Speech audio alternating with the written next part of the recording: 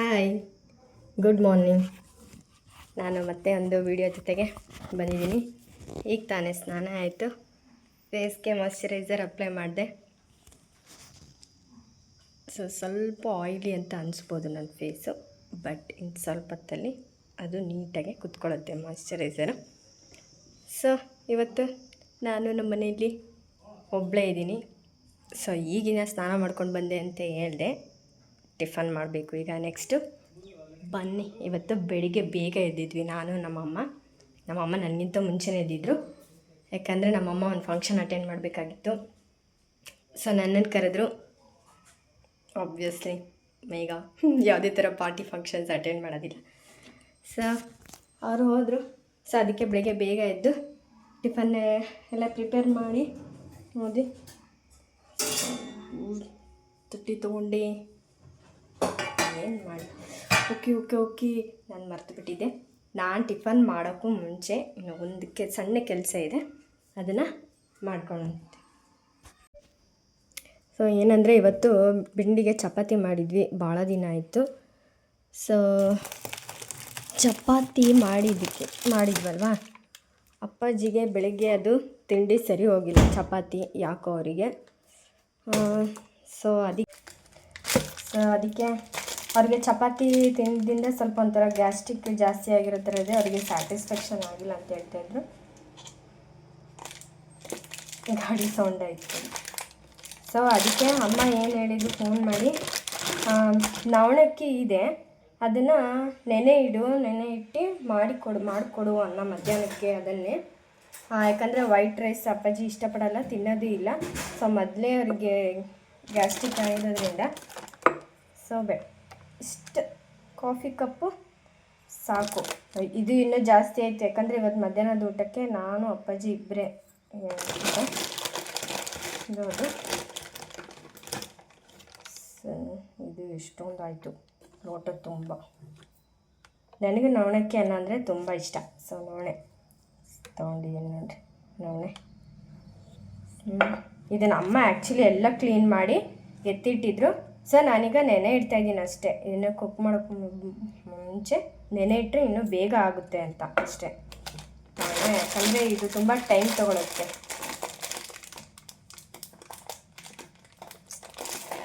ಇವಾಗ ಬೇರೆ ಇದಕ್ಕೆ ನವಣಕ್ಕಿ ಅನ್ನ ಮಾಡಿದ್ರೆ ಇದ್ರದ್ದು ಗಂಜಿ ಮಾಡ್ಕೊಂಡು ಕುಡಿಬೇಕು. ಜ್ವರ ಬಂದಾಗ, ಶೀತ ಜ್ವರ ಇದ್ದಾಗ ಎಷ್ಟು ಸಖತ್ತಾಗಿರುತ್ತೆ ಗೊತ್ತಾ. ಕಾಳು ಮೆಣಸು, ಕೆಂಪು ಮೆಣಸಿನ್ಕಾಯಿ ಹಾಕಿ ಮಾಡಿಬಿಟ್ರೆ ಸೂಪರ್. ಟ್ರೈ ಮಾಡಿ ಯಾವತ್ತಾದರೂ. ಕ್ಲೀನ್ ಇದೆಯೋ ಇಲ್ಲ ಅಂತ ನೋಡೋ ಅವಶ್ಯಕತೆ ಇಲ್ಲ. ನಾನೀಗ ಡೈರೆಕ್ಟಾಗಿ ಇದನ್ನು ಪಾತ್ರೆಯಲ್ಲಿ ನೆನೆ ಇಡ್ತೀನಿ. ಪಾತ್ರೆ ತೊಗೊತೀನಿ.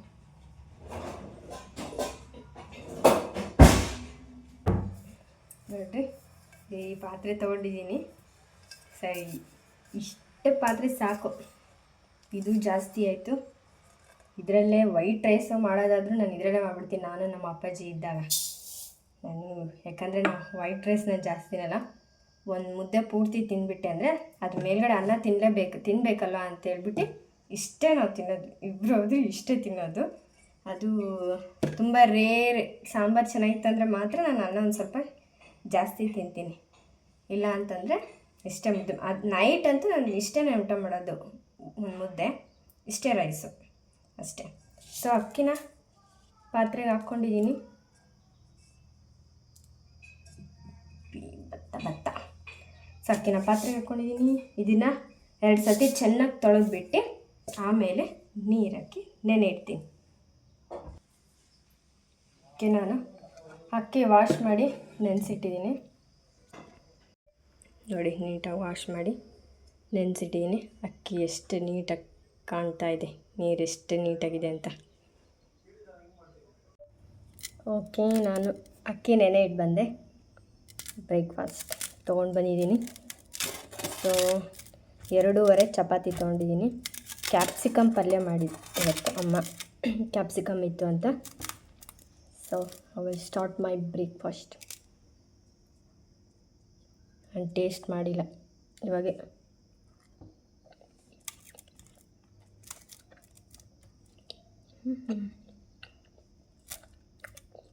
ಕ್ಯಾಪ್ಸಿಕಮ್ ಪಲ್ಯ ಸ್ವಲ್ಪ ಅಮ್ಮ ತೆಳ್ಳಗೆ ಮಾಡಿಬಿಟ್ಟಿದ್ದಾರೆ, ಯಾಕೆ ಅಂತ ಗೊತ್ತಿಲ್ಲ. ಆದರೂ ಟೇಸ್ಟ್ ಮಾತ್ರ ಚೆನ್ನಾಗಿದೆ.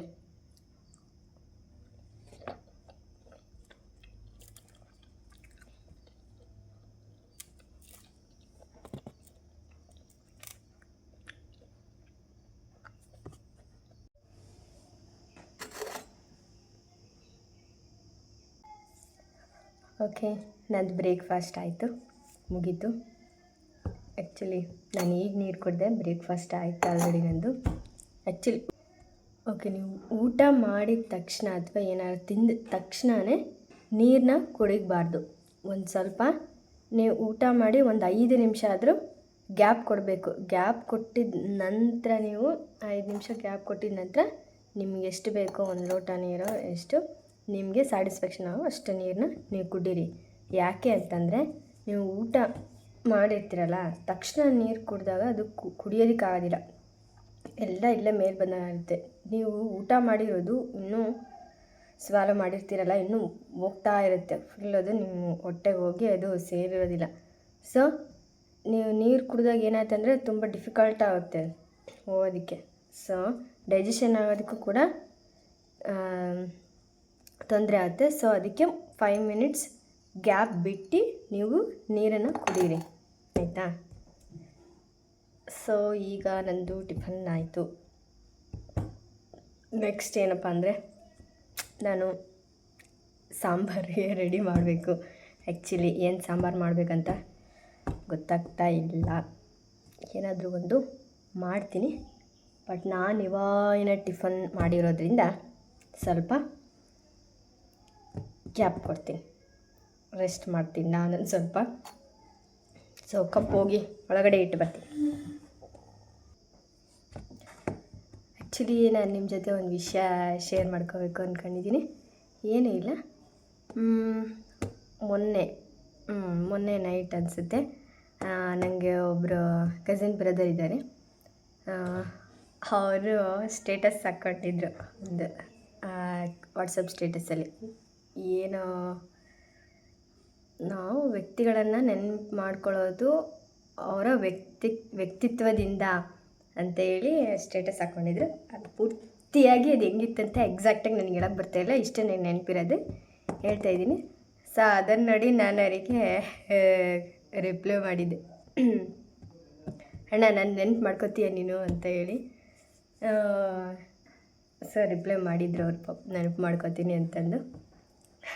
ಯಾಕೆ ನಾನು ಅವನ ಸ್ಟೇಟಸ್ಸಿಗೆ ರಿಪ್ಲೈ ಮಾಡಿದೆ ಅಂದರೆ, ಅಣ್ಣ ಅಂದರೆ ಇಷ್ಟ ನನಗೆ, ಆಲ್ಮೋಸ್ಟ್ ಅಲ್ಲಿ ನನಗೆ ಇರೋದೇ ಕಮ್ಮಿ, ಎಲ್ಲ ಬ್ರದರ್ಸ್ ಜಾಸ್ತಿ, ಎಲ್ಲರೂ ಇಷ್ಟನೇ. ಸೊ ಅವನ ಹತ್ರ ಸ್ವಲ್ಪ ತಮಾಷೆ ಮಾಡೋದು, ಅವನಿಗೆ ರೇಗಿಸೋದು ಅದೆಲ್ಲ ಜಾಸ್ತಿ ಮಾಡ್ತೀನಿ ನಾನು. ಸೊ ಹಾಗಾಗಿ ಸುಮ್ಮನೆ ಅವನಿಗೆ ಟೀಸ್ ಮಾಡೋ ರೀತಿಲಿ ಇದಕ್ಕೆ ಕಳಿಸಿದ್ದೆ ಅವನಿಗೆ. ಸೊ ಅವರ ಹೆಸರು ಸುನಿಲ್ ಅಂತೇಳಿ. ಹಾಯ್ ಅಣ್ಣ, ನಿನ್ನತ್ತು ಮಿಸ್ ಮಾಡ್ಕೋತೀನಿ, ನಾನು ಕಾಲ್ ಮಾಡೋದಿಲ್ಲ, ನನಗೆ ಮೆಸೇಜ್ ಮಾಡೋದಿಲ್ಲ ಅಂತ ಗೊತ್ತು. ಯಾಕಂದರೆ ನಾನು ಇಂಟ್ರವರ್ಟ್ ಪರ್ಸನ್ ಜಾಸ್ತಿ. ಸೊ ನಿನ್ನ ಹತ್ರ ತುಂಬ ಮಾತಾಡ್ತೀನಿ, ಎಲ್ಲ ಟೈಮಲ್ಲೂ ನಾನು ಅಷ್ಟೇ ಮಾತಾಡೋದಕ್ಕಾಗೋದಿಲ್ಲ, ಎಲ್ಲ ಟೈಮಲ್ಲಿ ಎಲ್ಲರ ಹತ್ರನೂ ಮಾತಾಡಬೇಕು ಅಂತ ಅನಿಸೋದಿಲ್ಲ. ಯಾವಾಗಲಾದರೂ ನಾನು ಟೈಮ್ ಮಾಡ್ಕೊಂಡಂತಾರೆ, ಟೈಮ್ ಇದೆ, ಬಟ್ ನಾನು ಮೈಂಡ್ ಸೆಟ್ ಮಾಡಿಕೊಂಡು ನಿನಗೆ ಕಾಲ್ ಮಾಡಿ ಮಾತಾಡ್ತೀನಿ. ಸೊ ನೀನು ಫ್ರೀ ಇರಬೇಕಲ್ವ. ಸೊ ನೀನು ನಿನ್ನ ಫ್ಯಾಮಿಲಿ ಅಂತ ವರ್ಕ್ ಬ್ಯುಸಿ ಇರ್ತೀಯ. ಸೊ ದಟ್ಸ್ ಇಟ್ ಅಣ್ಣ, ಈ ವಿಡಿಯೋ ನೋಡು. ಓಕೆ, ತುಂಬ ವರ್ಷ ಆಯಿತು ಅವನನ್ನು ನೋಡಿ. ನಮ್ಮ ಮನೆಗೆ ಇನ್ವೈಟ್ ಮಾಡ್ತಾಯಿದ್ವಿ, ನಮ್ಮ ಮನೆ ಗೃಹ ಪ್ರವೇಶಕ್ಕೆ ನಮ್ಮ ದೊಡ್ಡಪ್ಪ ಅಷ್ಟೇ ಬಂದಿದ್ದರು. ಅದು ಕೊರೋನಾ ಟೈಮಲ್ಲೆಲ್ಲ ನಮ್ಮ ಮನೆ ಗೃಹ ಪ್ರವೇಶ ಆಗಿದ್ದು, ಹಾಗಾಗಿ ಸೊ ಇನ್ವೈಟ್ ಮಾಡಿದ್ವಿ, ಆದರೆ ನಮ್ಮಣ್ಣ ಬರ್ತಾಯಿಲ್ಲ ನಮ್ಮ ಮನೆಗೆ.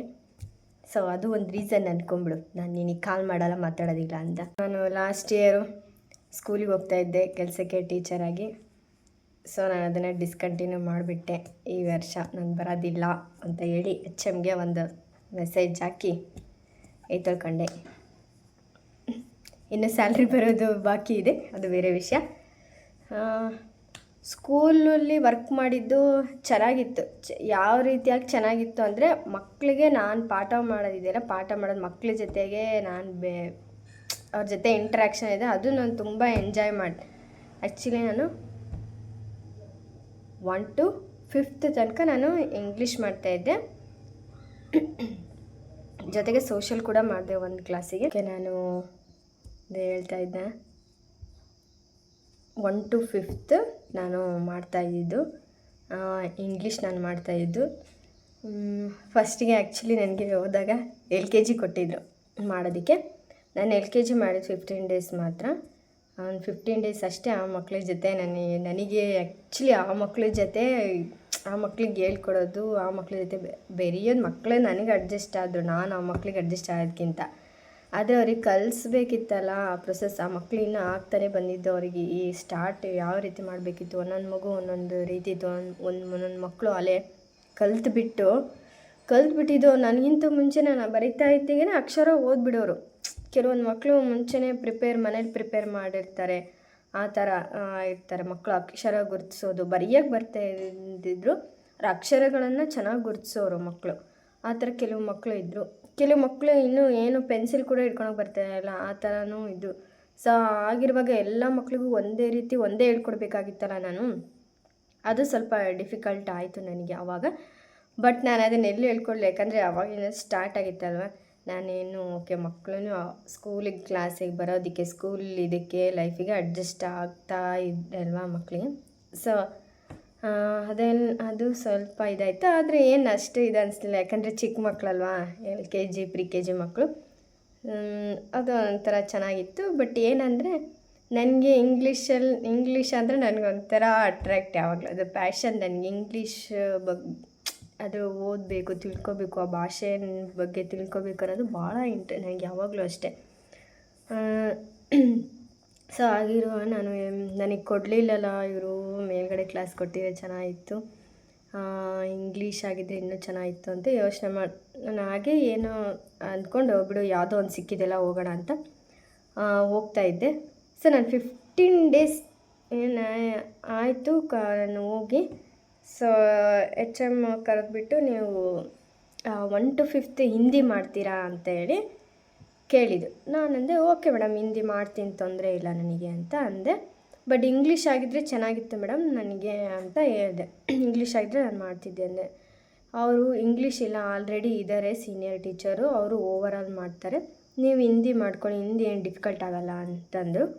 ಓಕೆ ಮೇಡಮ್ ಮಾಡ್ತೀನಿ ಹಿಂದಿ, ನನಗೇನು ತೊಂದರೆ ಇಲ್ಲ ಅಂತ ಅಂದೆ. ಸೊ ಆಮೇಲೆ ಓವರಾಲ್ ಎಲ್ಲ ಸಬ್ಜೆಕ್ಟ್ಸ್ಗಳಿಗೆ ಅಲಾಟ್ ಮಾಡಬೇಕಿತ್ತಲ್ಲ ಟೀಚರ್ಸ್ನ. ಸೊ ಮತ್ತು ಎಲ್ಲ ಟೀಚರ್ಸ್ನ ಕರೆದು ಮೀಟಿಂಗ್ ಮಾಡಬೇಕಾದ್ರೆ, ಸೊ ಅವ್ರ ಸೀನಿಯರ್ ಟೀಚರ್ ಅಂದರೆ ಇಂಗ್ಲೀಷ್ ನನಗೆ ಮಾಡೋದಕ್ಕಾಗೋದಿಲ್ಲ, ನಾನೇ ಹಿಂದಿ ಮಾಡ್ತೀನಿ, ನನಗೆ ಇಂಗ್ಲೀಷ್ ಬೇಡ ಅಂತ ಅವ್ರು ಹೇಳಿದರು. ಸೊ ನಾನು ಅದನ್ನು ಅವರು HM ಅದಕ್ಕೆ ಕನ್ವಿನ್ಸ್ ಇಲ್ಲ ಇಂಗ್ಲೀಷ್ ನೀವೇ ಮಾಡಿ ಅಂತ. ಯಾಕಂದರೆ ಅವರಿಗೆ ಇಂಗ್ಲೀಷ್ ಸಬ್ಜೆಕ್ಟ್, ನಾನು ನ್ಯೂ ಟೀಚರ್ ಇದ್ನಲ್ಲ, ಸೊ ಅವರಿಗೆ ನನಗೆ ಕೊಡೋದಕ್ಕೆ ಸ್ವಲ್ಪ ಹಿಂದೆ ಹಾಕಿದ್ರು, ಯಾಕಂದರೆ CBSE ಸಿಲೆಬಸ್ ಇತ್ತು. ಸೊ ಗ್ರಾಮರ್ ಎಲ್ಲ ಮಕ್ಳಿಗಿರುತ್ತೆ ಅಂತ ಸ್ವಲ್ಪ ಇದು ಮಾಡಿದರು. ನಾನು HM ಮುಂದೆನೇ ಅವ್ರಿಗೆ ಕೇಳಿದೆ, ಸೀನಿಯರ್ ಟೀಚರ್ ನನಗೆ ಹಿಂಗೆ ಆಪೋಸಿಟ್ ಕೂತಿದ್ರು ಹಿಂಗೆ ಟೇಬಲಲ್ಲಿ. ಸೊ ನಾನು ಈ ಕಡೆದ್ದೆ ಆ ಕಡೆದು ಕೇಳಿದೆ, ಮೇಡಮ್ ನೀವು ಇಂಗ್ಲೀಷ್ ತೊಗೊತೀರಾ ಮಾಡ್ತೀರಾ ಅಂತ ಕೇಳಿದೆ. ಇಲ್ಲಪ್ಪ ನಾನು ಮಾಡೋದಿಲ್ಲ, ನೀನೇ ಬೇಕಿದ್ರೆ ಮಾಡು ಅಂತ ಅವ್ರು ಡೈರೆಕ್ಟಾಗಿ ಹೇಳ್ಬಿಟ್ರು. ಸೊ ಅವರೇ ಅಂದಿದ್ದಕ್ಕೆ HM ಅವಾಗ ಕನ್ವಿನ್ಸ್ ಆದರು. ಸರಿ ಓಕೆ, ಗ್ರಾಮರೆಲ್ಲ ಇರುತ್ತೆ ಮಾಡ್ತೀರಲ್ವ ಅಂದೆ. ಮೇಡಮ್ ಗ್ರಾಮರೆಲ್ಲ ಮಾಡ್ತೀನಿ, ನನಗೇನು ತೊಂದರೆ ಇಲ್ಲ, ಗ್ರಾಮರೆಲ್ಲ ಮಾಡ್ತೀನಿ ಅಂತ ಅಂದೆ. ಸೊ ಅದು ಹೀಗೆ ನನ್ನ ಪ್ಯಾಷನ್, ನನ್ನ ಇಂಟ್ರೆಸ್ಟ್ ಏನಿತ್ತು, ಸೊ ಅದೇ ಸಬ್ಜೆಕ್ಟೇ ನನಗೆ ಸಿಕ್ತು. ನನಗೇನು ಗೊತ್ತಿದೆ ಅದನ್ನು ಒಂದಿಷ್ಟು ಮಕ್ಕಳಿಗೆ ಕಲಿಸೋ ಅಂಥ ಅವಕಾಶ ಸಿಕ್ತು. ಸೊ ನನಗೆ ತುಂಬ ಎಕ್ಸೈಟ್ ಆಗಿದೆ, ಖುಷಿ ಆಯಿತು ಅವತ್ತು ನನಗೆ ಇಂಗ್ಲೀಷ್ ಸಿಕ್ತಲ್ಲ ಅಂತ. ಸೊ ಅಲ್ಲಿ ಮಕ್ಕಳ ಜೊತೆನೇ ನನಗೆ ಸಮಯ ಕಲಿಯೋದು ಭಾಳ, ಬೆಳಗ್ಗೆಯಿಂದ ಸಂಜೆ ತನಕ ಮಕ್ಕಳ ಜೊತೆಗೆ ಇರಬೇಕು, ನಮಗೆಲ್ಲೂ ಫ್ರೀ ಇಲ್ಲ, ಗ್ಯಾಪ್ ಇಲ್ಲ, ಆ ಥರ ಟೈಮ್ ಟೇಬಲ್ ಆಗೋಯ್ತು ಅಲ್ಲಿ. ಸೊ 1 to 5th ಮಕ್ಕಳಲ್ವಾ, ಅವ್ರನ್ನ ಖಾಲಿ ಬಿಡೋ ಹಾಗೆ ಇರಲಿಲ್ಲ. ಸೊ ಆ ರೀತಿ ಇದ್ದಿದ್ದರಿಂದ ಸೊ ಕಂಟಿನ್ಯೂಸ್ ಬೆಳಗ್ಗೆಯಿಂದ ಸಂಜೆ ತನಕ ಕಂಟಿನ್ಯೂಸ್ ಕ್ಲಾಸ್, 4 ಗಂಟೆ ತನಕ ಕಂಟಿನ್ಯೂಸ್ ಕ್ಲಾಸ್ ಇತ್ತು. ಸೊ ಹಾಗಾಗಿ ಒಂದೊಂದು ಕ್ಲಾಸಲ್ಲಿ ಒಂದೊಂದು ಥರ ಮಕ್ಕಳು ಇರ್ತಾರೆ, ಒಂದೊಂದು ಮಕ್ಕಳು ಒಂದೊಂದು ರೀತಿ, ಒಂದೊಂದು ಕ್ಯಾರೆಕ್ಟ್ರು. ಸೊ ಅವ್ರ ಹತ್ರ ಇಂಟ್ರ್ಯಾಕ್ಟ್ ಮಾಡೋದೇ ಒಂದು ಬೇರೆ ಇದು ಚೆನ್ನಾಗಿತ್ತು. ನಾನು ಕಲಿಸಿದೆ, ನಾನು ಕಲಿತೆ, ಗೊತ್ತಾಯಿತು ಟೀಚಿಂಗಲ್ಲಿ ಕೆಲವು ಹೇಗೆ ಟೀಚರ್ಗಳು ಏನಂದರೆ ಏನೂ ಗೊತ್ತಿರಲಿಲ್ಲ.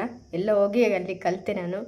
ಟೀಚರ್ಸ್ಗಳು ತುಂಬ ಸಪೋರ್ಟಿವ್ ಆಗಿದ್ದರು. ಆ್ಯಕ್ಚುಲಿ ಸ್ಟಾರ್ಟಿಂಗ್ LKG ಓದೋಕ್ಕೂ ಅಷ್ಟೇ ನನಗೆ ನಾನು ನ್ಯೂ ಟೀಚರ್ ಅಂತ ಹೇಳ್ಬಿಟ್ಟು ಪಾಪ ನನಗೆ ಪದೇ ಪದೇ ಬಂದು ಪಾಪ ನೋಡ್ಕೊಂಡು ಹೋಗ್ತಾಯಿದ್ರು. ಸೀನಿಯರ್ ಟೀಚರ್ಗಳು ಬಂದು ನನಗೆ ಗೈಡ್ ಮಾಡ್ತಾಯಿದ್ರು. ಅದು ಸ್ವಲ್ಪ ಹೆಲ್ಪ್ಫುಲ್ ಆಯಿತು. ಅಲ್ಲಿ LKG ನನಗೆ ಆ್ಯಕ್ಚುಲಿ ಅಲ್ಲಿ ಬೇಕಾಗಿತ್ತು ನನಗೆ ಗೈಡೆನ್ಸ್. ಸೊ ಅಲ್ಲಿ ಬಂದು ಸೀನಿಯರ್ ಟೀಚರ್ಸು ಅಂದರೆ UKG ಟೀಚರ್ ಒಬ್ಬರು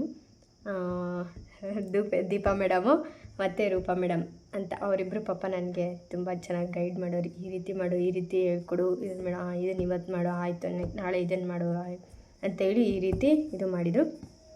ಆಯಿತಾ. ಅದರ ನೆಕ್ಸ್ಟು ನಾನು 1 to 5th ಸ್ಟಾರ್ಟ್ ಮಾಡಿದಾಗ ಅಲ್ಲೂ ಕೂಡ ಅಷ್ಟೇ ಆಲ್ರೆಡಿ ಅಲ್ಲಿ ವರ್ಕ್ ಮಾಡಿರೋಂಥ ಟೀಚರ್ಸ್ಗಳು ಅವರು ಕೂಡ ನನಗೇನು ಡೌಟ್ಸ್ ಇದ್ದರು ನನಗೆ ಕ್ಲಾರಿಫೈ ಮಾಡಿ ನೀಟಾಗಿ ಹೇಳಿದೆ. ಆ್ಯಕ್ಚುಲಿ ನನಗೇನೇ ಡೌಟ್ಸ್ ಬಂದು ನಾನು ಡೈರೆಕ್ಟಾಗಿ HM ಹತ್ರನೇ ಹೋಗ್ಬಿಡ್ತಾಯಿದ್ದೆ. ನಾನು ಬೇರೆ ಯಾರೂ ಕೇಳ್ತಾ ಇರಲಿಲ್ಲ.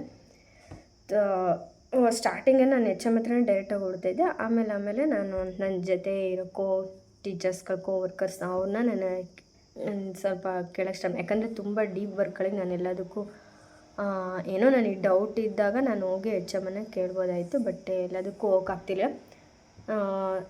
ಸೊ ಅವರೆಲ್ಲರೂ ಹೇಗೆ ಮಾಡಬೇಕು, ಏನು ಮಾಡಬೇಕು, ಯಾವ ರೀತಿ ಅಂತಂದಿಲ್ಲ. ಅಂದರೆ ಪಾಠ ಮಾಡೋ ವಿಷಯದಲ್ಲಿ ಯಾರು ನೀವು ಈ ರೀತಿ ಪಾಠ ಮಾಡಿ ಅಂತ ಯಾರೂ ಇಂಟರ್ಫಿಯರ್ ಮಾಡಿಲ್ಲ.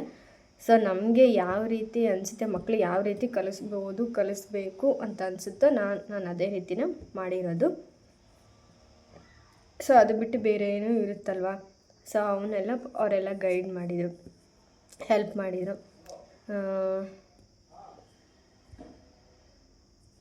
ಅಷ್ಟೇ, ಏನಿಲ್ಲ. ನಾನು ಯಾಕೆ ಅದನ್ನು ಡ್ರಾಪ್ಔಟ್ ಮಾಡಿದೆ, ಆ್ಯಕ್ಚುಲಿ ಅವರು ನನ್ನ ಕಂಟಿನ್ಯೂ ಮಾಡೋದಕ್ಕೋಸ್ಕರ ಇದು ಮಾಡಿದ್ರಲ್ಲ. ಎಲ್ಲರೂ ತುಂಬ ಫೋರ್ಸ್ ಮಾಡಿದರು, ಕಂಟಿನ್ಯೂ ಮಾಡು, ಬೇಡ ಬಿಡಬೇಡ ಅಂತ ಎಲ್ಲ ಟೀಚರ್ಸು. ಈಗಲೂ ಕೂಡ ಫೋನ್ ಮಾಡಿದರೆ ಅದು ಯಾಕೆ ಬಿಟ್ಟೆ, ಬಂದುಬಿಡು, ಕಂಟಿನ್ಯೂ ಮಾಡು, ಬೇಡ ಎಲ್ಲ ಚೆನ್ನಾಗಿದೆ ಅಂತ ಇದು ಮಾಡಿದರು. ಬಟ್ ನನಗೆ ಸ್ಕೂಲ್ ಸಿಸ್ಟಮ್ ಏನಿದೆಯಲ್ಲ ಅದು ನನಗೆ ಆಗಲ್ಲ. ನನಗೂ ಸ್ಕೂಲ್ ಸಿಸ್ಟಮ್ ಆ ರೀತಿಯಲ್ಲಿ ಮಕ್ಕಳಿಗೆ ಬರೀ ಕೇವಲ ನೀನು ಗಟ್ಟು ಹೊಡಿಬೇಕು, ಬಾಯಿ ಹೊಡಿಬೇಕು, ಇದನ್ನು ಅಷ್ಟೇ ಓದಬೇಕು, ನಿನಗೆ ಬಾಯಲ್ಲಿ ಬರಬೇಕು, ನಿನಗೆ ಬರೆಯೋಕ್ಕೆ ಬರಬೇಕು ಅನ್ನೋದು ಆ ರೀತಿಯಾಗಿ ಕ್ಲಾಸ್ ರೂಮಲ್ಲಿ ಬೆಳಗ್ಗೆಯಿಂದ ಸಾಯಂಕಾಲದ ತನಕ ಅಲ್ಲೇ ಕೂಡಾಕೊಂಡು ಮಕ್ಕಳಿಗೆ ಆ ರೀತಿ ಹೇಳ್ಕೊಡೋದಕ್ಕೆ ಸಾಧ್ಯನೇ ಇಲ್ಲ. ಯಾಕಂದರೆ ಈಗ ನಾನು ಇಲ್ಲಿ ಕೂತ್ಕೊಂಡು ನಿಮ್ಮ ಹತ್ರ ಮಾತಾಡ್ತಾ ಇದ್ದೀನಿ. ಇಲ್ಲಿ ನಾನು ಎಷ್ಟೋ ತನಕ ಕೂತ್ಕೋಬೋದು ಹೇಳ್ರಿ, ಈ ಜಾಗದಲ್ಲಿ ಇನ್ನು ಎಷ್ಟು ಅವರ್ ಕೂತ್ಕೋಬೋದು? ಕೂತ್ಕೊಂಡು ಒಂದೇ ಕೆಲಸ ನಾನು ಹೇಗೆ ಮಾಡೋಕ್ಕೆ ಸಾಧ್ಯ ಆಗುತ್ತೆ ಹೇಳ್ರಿ? ಸೊ ನನ್ನ ಮೈಂಡ್ ಏನಾಗುತ್ತೆ, ಡಲ್ಲಾಗಿ ಹೋಗ್ಬಿಡುತ್ತೆ, ಆಗೋದಿಲ್ಲ, ಹೌದಾ? ಸೊ ಅದು ನನ್ನ ಇದಕ್ಕೆ ಎಗೇನ್ಸ್ಟೇ ಅದು. ಸೊ ಆಪೋಸಿಟ್ಟು ಮಕ್ಕಳಿಗೆ ನಾನು ಫ್ರೀಯಾಗಿ ಕಲಿಸ್ಬೇಕು, ಮಕ್ಕಳಿಗೆ ಆಟದಲ್ಲಿ ಕಲಿಸ್ಬೇಕು, ಆ್ಯಕ್ಟಿವಿಟಿಯಲ್ಲಿ ಇರಬೇಕು. ಕೇವಲ ಬರೀ ಓದು ಅಂತಲೇ ಇರಬಾರ್ದು. ಮಕ್ಕಳಿಗೆ ಬೇರೆ ಥರ ಕರಿಕ್ಯುಲರ್ ಆ್ಯಕ್ಟಿವಿಟಿಗಳಿರಬೇಕು. ಸೊ ಮಕ್ಕಳು ಯಾವಾಗ ಬೇಕಿದ್ರೆ ಮ್ಯೂಸಿಕ್ಕು, ಡ್ಯಾನ್ಸು, ಸ್ಪೋರ್ಟ್ಸು ಅಂತ ಹೋಗ್ತಾರೋ ಆವಾಗ ಅವರ ಕಾನ್ಸಂಟ್ರೇಷನ್ ಲೆವೆಲ್ ಕೂಡ ಇಂಪ್ರೂವ್ ಆಗುತ್ತೆ. ಕಾನ್ಸಂಟ್ರೇಷನ್ ಲೆವೆಲ್ ಇಂಪ್ರೂವ್ ಆದಾಗ ಮಕ್ಕಳಿಗೆ ಓದೋದಕ್ಕೆ ಕೂತ್ಕೊಂಡಾಗ ಅವ್ರಿಗೆ ಅಲ್ಲೂ ಕೂಡ ಕಾನ್ಸಂಟ್ರೇಷನ್ ಮಾಡೋದು ಅಷ್ಟೇ ಹೆಲ್ಪ್ಫುಲ್ ಆಗುತ್ತೆ. ಸೊ ಅವರಿಗೆ ಯಾವ ವಿಷಯದಲ್ಲೂ ಮಕ್ಕಳು ಓದೋದನ್ನು ಬಿಟ್ಟು ಬೇರೆ ಯಾವ ಇದರೊಳಗಡೆ ಅವರಿಗೆ ಇಂಟ್ರೆಸ್ಟ್ ಇದೆ ಅನ್ನೋದನ್ನು ಟೀಚರ್ಸ್ ಮತ್ತು ಪೇರೆಂಟ್ಸು ತಿಳ್ಕೋಬೇಕು, ಆಯಿತಾ? ಒಂದೊಂದು ಮಗುಗೆ ಒಂದೊಂದು ವಿಷಯದಲ್ಲಿ ಇಂಟ್ರೆಸ್ಟ್ ಇರುತ್ತೆ. ಅದು ಒಂದೊಂದು ಮಕ್ಕಳು ತಮಗೆ ಗೊತ್ತಿಲ್ಲದೇ ಅವ್ರಿಗೆ ಬೈ ಬರ್ತಿಂದನೋ ಅದು ಬಂದುಬಿಡುತ್ತೆ. ಕೆಲವೊಂದು ಟ್ಯಾಲೆಂಟ್ಗಳು ಕೆಲವೊಂದು ಎಲ್ಲ ನೋಡಿ ಇನ್ಸ್ಪೈರ್ ಆಗಿ ಅದು ಪ್ಯಾಷನ್ ಆಗಿ ಬೆಳೆಸ್ಕೊಂಡಿರ್ತಾರೆ. ಸೊ ಆ ರೀತಿ ಇರಬೇಕಾದ್ರೆ ನನಗದು ಆಗಲಿಲ್ಲ. ಮಕ್ಕಳನ್ನ ಬೆಳಗ್ಗೆಯಿಂದ ಸಾಯಂಕಾಲದ ತನಕ ಅಲ್ಲೇ ಕೂಡಾಕೊಂಡು ನಾವು ಅಲ್ಲೇ ಬೆಳಗ್ಗೆ ಸಾಯಂಕಾಲ ತನಕ ಕ್ಲಾಸ್ ರೂಮ್ಗಳಲ್ಲೇ ಇದು ಮಕ್ಕಳನ್ನ ಕಂಟ್ರೋಲ್ ಮಾಡಬೇಕು.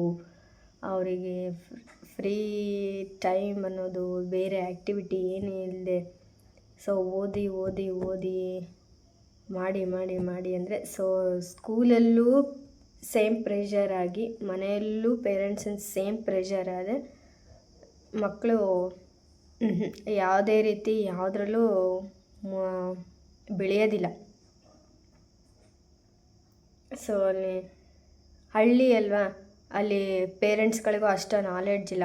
ಅವ್ರಿಗೇನು ನಮ್ಮ ಮಕ್ಕಳು ಇಂಗ್ಲೀಷ್ ಮೀಡಿಯಮಿಗೆ ಕಳಿಸ್ತಾ ಇದ್ದೀವ, ಇಂಗ್ಲೀಷ್ ಓದಬೇಕು, ಕನ್ನಡ ಭಾಷೆ ನಮ್ಮದು ಮಾತಾಡೋದು, ಕನ್ನಡ ಓದಬೇಕು ಅಷ್ಟೇ.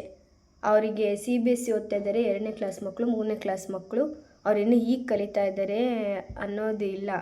ಪೇರೆಂಟ್ಸ್ಗಳು ಹೆಂಗಂದರೆ ಅವರು ಬುಕ್ ಅವರಿಗೆ ಆಲ್ರೆಡಿ ಅವ್ರ ಕ್ಲಾಸ್ ಬುಕ್ ಏನಿದೆ ಅಲ್ಲ, ಅವರಿಗೆ ಪಾಠ ಮಾಡಿದಾರಲ್ಲ, ಆ ಪಾಠ ಮಾಡಿದಾರಲ್ವ ಅದರಲ್ಲಿ ಅಷ್ಟು ಒಂದು ತಪ್ಪಿಲ್ಲದೆ ಎಲ್ಲ ಪದಗಳನ್ನು ಎಲ್ಲದನ್ನು ಓದಬೇಕು ಮಕ್ಕಳು ಓದಿಸ್ತೀವಿ ಅಂದರೆ. ಆ ರೀತಿ ಮೆಂಟ್ಯಾಲಿಟಿ ಪೇರೆಂಟ್ಸ್ನ ನೋಡಿದೆ ನಾನು. ಎಷ್ಟು ವಾದ ಮಾಡಿದರು, ಎಷ್ಟು ಇದು ಮಾಡಿದ್ರು ಅಂದರೆ ಅವರು ಅಷ್ಟು ಇಡೀ ನಾವು HM ಸೇರಿ ಇಡೀ ನಾವು ಪ್ರೈಮರಿ ಟೀಚರ್ಸ್ಗಳು ಎಲ್ಲರೂ ಮಾತಾಡಿದ್ರು ಕೂಡ ಆ ಪೇರೆಂಟ್ಸ್ ಕನ್ವಿನ್ಸೇ ಆಗಲಿಲ್ಲ. ಅದು ಮಕ್ಕಳ ಮೇಲೆ ಎಷ್ಟು ಪ್ರೆಷರ್ ಬಿತ್ತಂದರೆ ಕೊನೆಗೆ ಓದಪ್ಪ ಅಂತ ಸ್ಟೂಡೆಂಟಿಗೆ ಹೇಳಿದಾಗ ಎಲ್ಲರೂ ಟೀಚರ್ಸು ಪೇರೆಂಟ್ಸ್ ಎಲ್ಲ ಇದೆ ಫುಲ್ಲು ಪ್ರೆಷರ್ ತೊಗೊಂಡ್ಬಿಟ್ಟ, ಒಳಗೆ ಸ್ಟಾರ್ಟ್ ಮಾಡಿಬಿಟ್ಟ. ಅದೆಲ್ಲ ನನಗೆ ಭಾಳ ಮನಸ್ಸಿಗೆ ನೋವಾಯಿತು. ಸೊ ಇದೆ ಮಕ್ಕಳಿಗೆ ಈ ಥರ ಪ್ರೆಷರ್ ಮಾಡಿ ಕೊಡುವಂಥ ಎಜುಕೇಷನ್ನು ನನಗೆ ಇಷ್ಟ ಆಗಲ್ಲ. ಸೊ ಅದಕ್ಕೆ ನಾನು ಅದನ್ನ ಡ್ರಾಪ್ಔಟ್ ಮಾಡಿದೆ. ಬಟ್ ನಾನು ಮನೆಗೆ ಟ್ಯೂಷನ್ನು ಅದೆಲ್ಲ ಮಾಡ್ತಿದ್ದೀನಲ್ವ, ಅಷ್ಟೇ ಮಾಡೋದು. ನೋಡೋಣ, ಬೇರೆ ಕಡೆ ಟ್ರೈ ಮಾಡ್ತಾಯಿದ್ದೀನಿ. ಸೊ ಇನ್ನೊಂದು ಕಡೆ ನೋಡಬೇಕು. ಮತ್ತು ಇನ್ನೂ ಬೇರೆ ಬೇರೆ ಪ್ಲ್ಯಾನ್ಸ್ ಇದೆ ಈ ವರ್ಷ. ನಾನು ಏನೇನು ಮಾಡಬೇಕು ಅಂತ ನನಗೆ ಲಾಸ್ಟ್ ಇಯರಿಂದನೇ ಪ್ಲ್ಯಾನ್ ಇತ್ತು. ಪ್ಲ್ಯಾನ್ ಮಾಡ್ಕೊತಿದ್ದೀನಿ. ಅದಿನ್ನೂ ಅರ್ಧಂಬರ್ಧದಲ್ಲಿ ಇದ್ದಾವೆ, ಮಾಡಬೇಕು. ಇದೇ ನಾನು ಸ್ಕೂಲ್ ಡ್ರಾಪ್ಔಟ್ ಮಾಡಿರೋದಕ್ಕೆ ಕಾರಣ. ಬಟ್ ಸ್ಟಾಫ್ಸ್ ಎಲ್ಲ ತುಂಬ ಕೋಆಪ್ರೇಟಿವ್ ಆಗಿದ್ದರು ನನಗೆ. ಎಲ್ಲರೂ ಲೇಡಿ ಟೀಚರ್ಸೇ ಆಗಿದ್ದರಿಂದ ಕೆಲವೊಂದು ಒಳಗೆ ಇರುತ್ತೆ ಅಲ್ಲ, ಪಾಲಿಟಿಕ್ಸ್ ಇರುತ್ತೆ. ಸೊ ಅದೆಲ್ಲ ಬಿಟ್ಟು ಅದೊಂದು ಸ್ವಲ್ಪ ಸೈಡಿಗಿಟ್ಟರೆ ಸಪೋರ್ಟಿವ್ ಆಗಿದ್ದರು ಸ್ಟಾಫು. ನಮ್ಮ ವರ್ಕಿಗೆ ಯಾರೂ ಏನೂ ತೊಂದರೆ ಮಾಡ್ತಾ ಇರಲಿಲ್ಲ. ತೊಂದರೆ ಮಾಡೋರು ಇದ್ದರೂ ಕೂಡ ನಾವು ತುಂಬ ಕೇರ್ಫುಲ್ಲಾಗಿ ವರ್ಕ್ ಮಾಡ್ಕೊಂಡು ಬಂದೆ.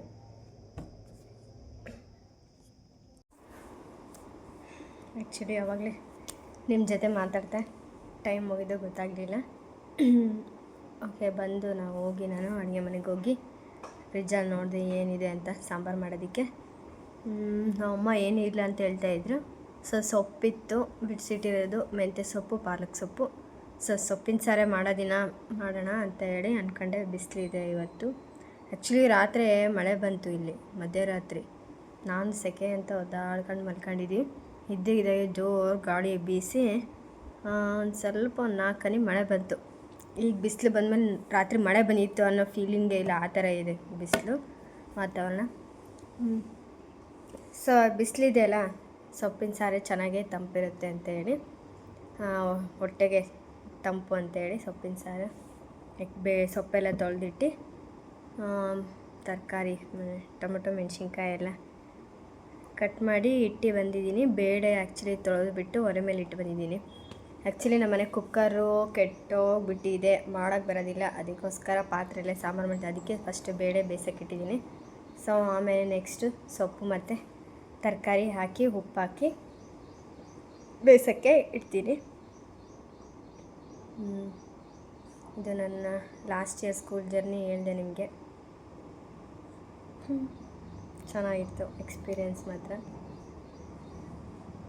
ನಾನು ಯಾವತ್ತೂ ಅಂದ್ಕೊಂಡಿರಲಿಲ್ಲ, ನನಗೆ ಏನು ಅಂದ್ಕೊಂಡಿದ್ದೆ, ನನಗೆ ಯಾವ ಕೆಲಸ ಬೇಕಾದರೂ ಮಾಡ್ತೀನಿ, ಆದರೆ ಟೀಚಿಂಗ್ ಮಾತ್ರ ನನಗೆ ಆಗೋದಿಲ್ಲ, ನನಗೆ ಮಾಡೋದಕ್ಕೆ ಆಗೋದಿಲ್ಲ. ಟೀಚಿಂಗ್ ಮಾತ್ರ ನಾನು ಓದಿಲ್ಲ. ಯಾರು ಕೇಳಿದರೂ ಕೂಡ ನಾನು ಇದನ್ನೇ ಹೇಳ್ತಾಯಿದ್ದೆ.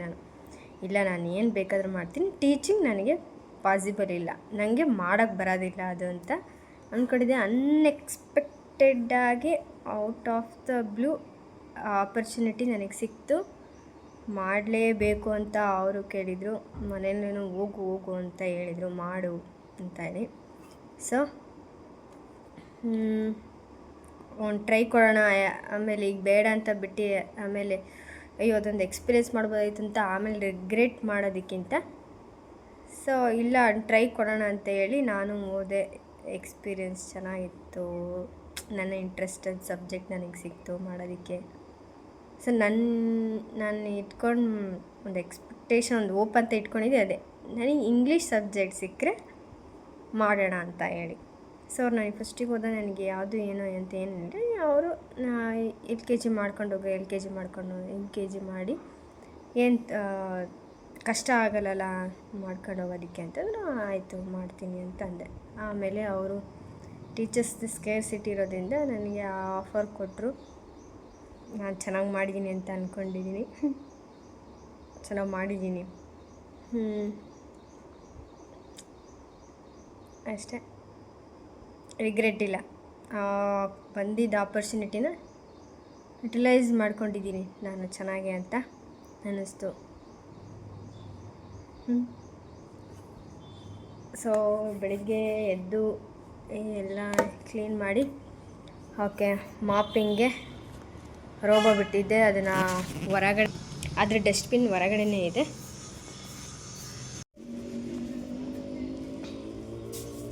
ಇಲ್ಲಿದೆ ನಮ್ಮ ರೋಬೋದು ಡಸ್ಟ್ಬಿನ್ನು. ಸೊ ಇದು ಆಚೆ ಬಂದ್ಬಿಟ್ಟಿದೆ.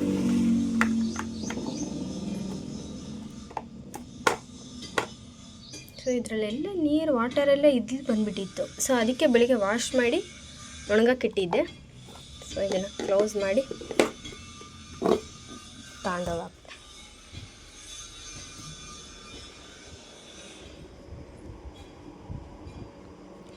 ರೋಬೋ ಇಲ್ಲಿದೆ. ಸೊ ಇದನ್ನು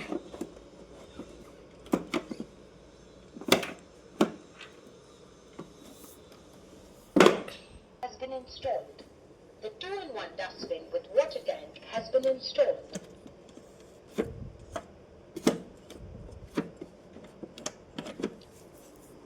ಸೊ ಈಗ ಇದನ್ನು ಚಾರ್ಜಿಗೆ ಆನ್ ಮಾಡ್ತೀನಿ.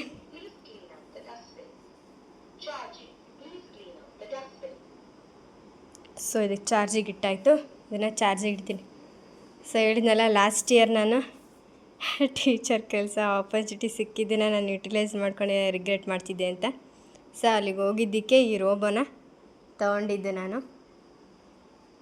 ಸೊ ಇದರಿಂದ ಇನ್ನು ಹಾಫ್ ಇಯರ್ ನನಗೆ ಮನೆ ಕೆಲಸಕ್ಕೆ ತುಂಬ ಹೆಲ್ಪ್ಫುಲ್ ಆಯಿತು. ಇಲ್ಲಾಂದರೆ ನನಗೂ ರಶ್ಮಿಗೂ ತುಂಬಾ ಹೆವಿ ಆಗ್ತಾಯಿತ್ತು ಮನೆ ಕೆಲಸ ಮಾಡಿಕೊಂಡು. ಯಾಕಂದರೆ ನಮ್ಮ ಮನೆ ತುಂಬ ದೊಡ್ಡದು. ಸೊ ಬೆಳಗ್ಗೆ ಎದ್ದು ನಮ್ಮ ಪುಟ್ಟಿ ಬೇರೆ ಇರ್ತಾಳಲ್ಲ ನಮ್ಮ ಜೊತೆಗೆ. ಸೊ ಅವಳನ್ನು ನೋಡಿಕೊಂಡು ನಾವು ರೆಡಿಯಾಗಿ ಮನೆ ಕೆಲಸ ಎಲ್ಲ ಮಾಡಿಕೊಂಡು ಹೊರಡೋ ಅಷ್ಟೊತ್ತಿಗೆ ತುಂಬ ಟೈಮ್ ಬೇಕಾಗಿತ್ತು. ಸೊ ನಮ್ಮ ರಶ್ಮಿ ಬೇರೆ ಇಲ್ಲಿ ಇರ್ತಾ ಇರಲಿಲ್ಲ, ಅವಳು ನಮ್ಮ ಕುಶಾಂಕರ್ ಮನೇಲಿ ಇರ್ತಾ ಇದ್ಲಲ್ವ. ಸೊ ಅವಳು ಅಲ್ಲಿಂದ ಮಾರ್ನಿಂಗ್ ಅಲ್ಲಿಂದ ಇಲ್ಲಿಗೆ ಬಂದು ಅವಳು ಇನ್ನು ಮೆಕ್ಕಿದ ಕೆಲಸ ನಾನು ಮಾಡಿ, ಬಿಟ್ಟಿದ್ದ ಕೆಲಸ ನೆಕ್ಸ್ಟ್ ಕೆಲಸ ಅವಳು ಮಾಡ್ತಾಯಿದ್ದಲ್ಲ, ಅವಳು ಪಾರ್ಟ್ ಆಫ್ ಕೆಲಸ ಏನಿತ್ತು ಅದನ್ನು ಮಾಡ್ಕೊಂಡು. ಸೊ ತುಂಬ ಇದಾಗೋದು. ಒಂದೊಂದು ಸಲ ತುಂಬ ಟಯರ್ಡಾಗಿ ಮಲ್ಕೊಂಡ್ಬಿಡ್ತಾಯಿದ್ವಿ, ಲೇಟಾಗಿ ಎದ್ದೇಳ್ತಾಯಿದ್ವಿ. ಒಂದೊಂದು ದಿನ ಎದ್ದೇಳ್ಬಿಡ್ತಾಯಿದ್ವಿ, ಮಾಮೂಲಿ ಕರೆಕ್ಟಾಗಿ ಎದ್ದು ಬೇಗ ಎಲ್ಲ ಕೆಲಸ ಆಗ್ಬಿಡೋದು. ಸೊ ಈ ಥರ ಆಗ್ತಿದ್ದರಿಂದ ಒಂದೊಂದು ಸಲ ನಮಗೇನೋ ಮಾಡೋಕ್ಕಾಗ್ತಾಯಿರಲಿಲ್ಲ ಲೇಟಾಗಿದ್ದರಿಂದ. ಸೊ ಅಮ್ಮನ ಮೇಲೆ ಎಲ್ಲ ಕೆಲಸ ಬೀಳ್ತಾಯಿತ್ತು, ಆ ಥರನೂ ಆಗಿಬಿಡ್ತಾಯಿತ್ತು. ಬಟ್ ಯಾವತ್ತೂ ಆ ಥರ ಮಾಡ್ಕೊಳಕ್ಕೆ ಹೋಗಿಲ್ಲ ನಾವು. ಸೊ ಅದಕ್ಕೋಸ್ಕರ ಏನು ಮಾಡಿದೆ ಅಂದರೆ ನನ್ನ ಸ್ಯಾಲ್ರಿಯಲ್ಲಿ ತರಿಸ್ಬಿಟ್ಟೆ ಇದನ್ನು. ಇದು ಒಂದು ಹೆಲ್ಪ್ಫುಲ್ ಆಯಿತು. ಮತ್ತು ನಾನು ಫೋನ್ EMI ತೊಗೊಂಡಿದ್ದೆ. ಸೊ ಅದು EMI ಎಲ್ಲ ಕಟ್ಕೊಂಡೆ. ಸೊ ನಂದೆಲ್ಲ EMI ಮುಗೀತು. ನಮ್ಮ ರಶ್ಮಿಗೆ ಫೋನ್ ಕೆಟ್ಟೋಯ್ತು. ನಮ್ಮ ರಶ್ಮಿಗೆ ಮತ್ತೆ ನಾನು EMI ಕೊಡ್ಸೋಕ್ಕಾಗೋದಿಲ್ಲ, ನನಗೆ ಕಟ್ಕೊಂಡು ಹೋಗೋಕ್ಕಾಗಲ್ಲ ಅಂತ ಹೇಳ್ಬಿಟ್ಟು ಏನು ಮಾಡಿದೆ ಅಂದರೆ ನನಗೆ ಟ್ಯೂಷನಿಂದ ಅಮೌಂಟು, ಸ್ಯಾಲ್ರಿದ ಅಮೌಂಟು ಎಲ್ಲ ಸೇರಿಸಿ ಅವಳಿಗೆ ಒಂದು ಹೊಸ ಫೋನ್ ಕೊಡಿಸಿದೆ. ಹೀಗೆ ದುಡ್ಡೆಲ್ಲ ಹಂಗೆ ಹೋಯ್ತು. ಇನ್ನೂ ಬರೋದಿದೆ ಸ್ಯಾಲ್ರಿ, ಅದೇ ಬೇರೆ ಪ್ಲ್ಯಾನ್ ಇದೆ. ಅದನ್ನೇ ಏನಾದರೂ ಒಂದು ನನ್ನ ಕೆರಿಯರಿಂಗೆ ಹೆಲ್ಪ್ ಆಗೋ ರೀತಿ ನಾನು ಅದನ್ನು ಇನ್ವೆಸ್ಟ್ ಮಾಡಬೇಕು ಅಂತ ಅಂದ್ಕೊಂಡಿದ್ದೀನಿ. ನೋಡಬೇಕು ಏನಾಗುತ್ತೆ ಅಂತ. ಬನ್ನಿ, ನಾನು ಬೇಳೆ ಬೇಯಿಸೋಕ್ಕಿಟ್ಟಿದ್ನಲ್ಲ ಏನಾಯ್ತು ಅಂತ ನೋಡೋಣ.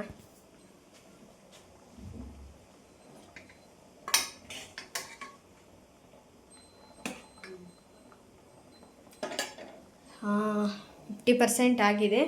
ಈಗಲೇ ನಾನು ಸೊಪ್ಪು ಮತ್ತು ತರಕಾರಿನ ಹಾಕ್ಬಿಡ್ತೀನಿ. ಅದ್ರ ಜೊತೆನೇ ಬೇಯ್ಕೊಳ್ತಾರೆ, ಅಲ್ಲಿಗೆ ಸರಿ ಹೋಗುತ್ತೆ. ಇವಾಗ ಸಂಜೆ 7:30 ಆಗಿದೆ. ನಮ್ಮೂರಲ್ಲಿ ಮಳೆ ಬಂತು ಸಾಯಂಕಾಲ. ಮಳೆ ಬಂದು ಇದಕ್ಕೆ ತುಂಬ ಸೆಕೆ ಆಗ್ತಿದೆ. ಒಳಗಡೆ ಇರೋಕ್ಕೂ ಆಗ್ತಾಯಿಲ್ಲ. ಹೊರಗಡೆ ಹೊರಗಡೆ ಹೋಗಿ ಕುತ್ಕೊಳ್ಳೋಣ ಅಂದರೆ ಹೊರಗಡೆನೂ ಗಾಳಿ ಇಲ್ಲ. ಮತ್ತೆ ಮೋಡ ಮುಚ್ಕೊಂಡಿದೆ. ಮತ್ತೆ ರಾತ್ರಿಗೆ ಮಳೆ ಬರುತ್ತೆ. ಆಲ್ರೆಡಿ ಹೀಗೆ ಬಂದಿದ್ದು ಒಂದು ಸ್ವಲ್ಪ ಮಳೆಗೇ ಸೆಕೆ ತಡ್ಕೊಳಕ್ಕಾಗ್ತಾಯಿಲ್ಲ. ರಾತ್ರಿ ಎಷ್ಟು ಸೆಕೆ ಆಗುತ್ತೆ ಗೊತ್ತಿಲ್ಲ. ನಾನು ನಮ್ಮಮ್ಮ ಹೆಂಗೆ ಮಲ್ಕೊಳ್ತೀವ ಇವತ್ತು. ನಮಗೆ ಫ್ಯಾನ್ ಹಾಕೊಂಡಿದ್ರು ಸಮೇತ ನಾವು ಬರೀ ನೆಲದಲ್ಲಿ ಮಲ್ಕೊಂಡಿರ್ತೀವಿ. ಆದರೂ ಅಷ್ಟು ನಮಗೆ ಇದು ಸೆಕೆ ಆಗುತ್ತೆ. ಗೊತ್ತಿಲ್ಲ, ಫ್ಯಾನ್ ಗಾಳಿ ಏನು ಉಪಯೋಗನೇ ಇಲ್ಲ, ಆ ಥರ ಆಗುತ್ತೆ. ರಾತ್ರಿ ಸ್ವಲ್ಪ ಏನಾದರೂ ಗಾಳಿ ಬೀಸಿ ಮಳೆ ಬಂದರೆ ಸ್ವಲ್ಪ ತಣ್ಣಗಾಗುತ್ತೆ. ಇಲ್ಲಾಂದರೆ ತುಂಬ ಸೆಕೆ ತಡ್ಕೊಳಕ್ಕಾಗಲ್ಲ. ಸೊ ಅಡುಗೆ ಎಲ್ಲ ರೆಡಿ ಇದೆ. ಬೆಳಿಗ್ಗೆ ಮಾಡಿದ್ದು ಚಪಾತಿ ಇದೆ, ಪಲ್ಯ ಇದೆ. ನಾನು ಮಧ್ಯಾಹ್ನ ನಿಮಗೆ ಗೊತ್ತು ನೋಡಿದ್ರೆ ನಾನು ಅವಲಕ್ಕಿ ಅನ್ನ ಮಾಡಿದೆ ಮತ್ತು ಸೊಪ್ಪಿನ ಸಾಂಬಾರು ಮಾಡಿದೆ ಇದೆ. ಸೊ ಅಪ್ಪಾಜಿ ಬಂದ ಮೇಲೆ ಅಪ್ಪಾಜಿಗೆ ಮಾತ್ರ ಒಂದು ಮುದ್ದೆ ಮಾಡಿಕೊಡ್ತೀವಿ ಅಷ್ಟೇ. ಏನಮ್ಮ? ಅಷ್ಟೇ. ಯಾಕಂದರೆ ಅಪ್ಪಾಜಿಗೆ ಬೆಳಿಗ್ಗೆ ಹೇಳಿದ್ದೀನಿ, ಅವರಿಗೆ ಬೆಳಿಗ್ಗೆ ಚಪಾತಿ ತಿಂದಿದ್ದು ಅವರಿಗೆ ಇದಾಗಿಲ್ಲ ಅಂತ. ಮಧ್ಯಾಹ್ನ ನಾನು ಮಾಡದೇ ಇದ್ದರೆ ಅವ್ರು ಊಟ ಮಾಡಲಿ. ಅವರು ಹೊರಗಡೆ ಹೋಗಿ ಏನಕ್ಕೋ ಕೆಲಸಕ್ಕಂತ ಹೋಗಿದ್ರು, ಅಲ್ಲೇ ಊಟ ಮಾಡ್ಕೊಂಡು ಬಂದುಬಿಟ್ಟಿದ್ದಾರೆ. ಹೇಳಿದೆ ನಾನು ಅವಲಕ್ಕಿ ಅನ್ನ ಮಾಡಿದ್ದೀನಿ ಅಂತಂದು, ಅದಕ್ಕೆ ರಾತ್ರಿಗೆ ಅದನ್ನೇ ಊಟ ಮಾಡ್ತೀನಿ ಅಂತ ಹೇಳಿದ್ದಾರೆ. ಸೊ ಅದಕ್ಕೆ ಒಂದು ಮುದ್ದೆ ಮಾಡಿ ಕೊಡ್ತೀನಿ. ಅವಲಕ್ಕಿ ಅನ್ನಕ್ಕೆ ಮೊಸರು ಇದೆ ಅವರಿಗೆ. ಅವಲಕ್ಕಿ ಅನ್ನ, ಸ್ವಲ್ಪ ಮೊಸರು, ಮುದ್ದೆಗೆ ಸೊಪ್ಪು ಸಾರು ಆಯಿತು. ಮತ್ತೇನಿಲ್ಲ. ಇನ್ನೂ ನಾನು ಬೇರೆ ಇತ್ತು ಹೇಳೋದು, ಆದರೆ ಇವತ್ತಿನ ಈ ವಿಡಿಯೋನ ಇಲ್ಲಿಗೆ ಮುಗಿಸ್ತಾ ಇದ್ದೀನಿ. ಮತ್ತೆ ನಾನು ನಾಳೆ ಇನ್ನೊಂದು ವ್ಲಾಗ್, ಇನ್ನೊಂದು ವಿಡಿಯೋ ಜೊತೆ ಬರ್ತೀನಿ. ಬಾಯ್.